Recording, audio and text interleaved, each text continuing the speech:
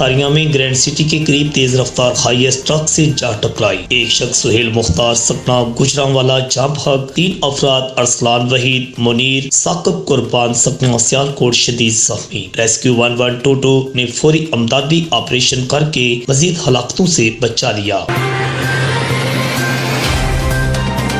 سندھ میں اسپیکر آغا سراج درانی سمیت اہم شخصیات کی گرفتاریوں کے بعد پنجاب میں بڑی گرفتاریوں کا امکان۔ میاں برادران علاج کے بہانے بیرون ملک چلے جائیں گے۔ بیرون ملک جاتے ہی نون لیگی اراکین اسمبلی بڑی تعداد میں تحریک انصاف میں شامل ہو سکتے ہیں۔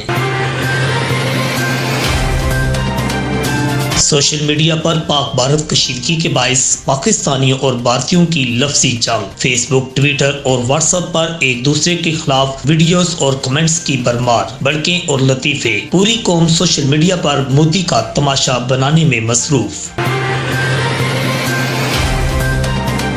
گجرات کی 3.25 کلومیٹر کی سڑک رحمان شہید روڈ سرکاری محکموں اور سیاستدانوں کے لیے سونے کی چڑیا بن گئی۔ محکمہ سوئی گیس نے پائپ ڈال کر لاکھوں کما لیے اور اب محکمہ ہائی وے کا سوئی گیس کے ڈالے گئے کھڈے پر کرنے کے لیے 40 لاکھ ختم کرنے کا منصوبہ۔ FIA گجرات نے انسانی اسمگلرز کے گرد گھیرا تنگ کر دیا۔ دھڑا دھڑ گرفتاریاں۔ انسانی اسمگلنگ کے مقدمہ میں مطلوب ایک اور انسانی اسمگلر عرفان مغل ستنا وزیر آباد بھی گرفتار۔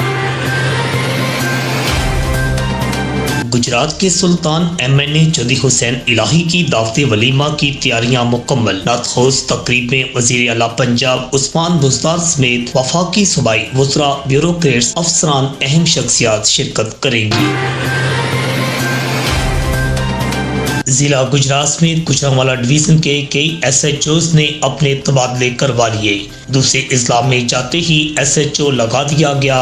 SI مجاہد عباس گجرانوالا میں تھانہ وانڈو کے SHO تعینات۔ گجرات سمیت پنجاب پولیس کو نئی وردیاں نہ مل سکی۔ پرانی وردیوں کی تقسیم بھی رک گئی۔ نہ کالی، نہ گرین اور نہ سکائی بلو۔ کون سی وردی پہنے، پولیس ملازمین ڈبل مائنڈڈ ہو گئے۔